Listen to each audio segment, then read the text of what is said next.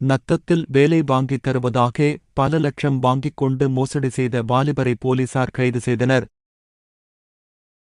திண்டுக்கல் மாவட்டம் நத்தம் காமராஜ் நகரை சேர்ந்த கணேசன் அவரது மனைவி மணிமாலா என்பவரிடம் இவரது உறவினர் ஹரிராம் என்பவர் மூலம் பழக்கமான கசவனம்பட்டியைச் சேர்ந்த அர்ஜுன் பாண்டி என்பவர் பழனி முருகன் கோவிலில் வேலை வாங்கித் தருவதாக கூறி 9 லட்சத்தை பெற்றுக்கொண்டு வேலை வாங்கித் தருவதாக கூறியுள்ளார். இதை நம்பி மணிமாலாவும் கூகுள் பே மற்றும் அவரது வங்கிக் கணக்குகளில் சிறுக சிறுக 9 லட்ச ரூபாய் வரை பணம் கொடுத்துள்ளார்.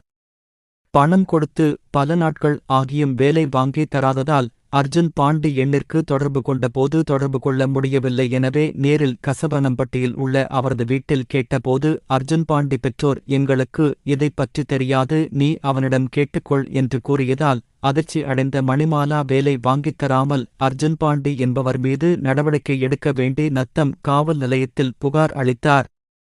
புகாரின் பேரில் வழக்கு பதிவு செய்த நத்தம் காவல்துறையினர் அர்ஜுன் பாண்டியை கைது செய்து நீதிமன்ற காவலுக்கு அனுப்பி வைத்தனர்.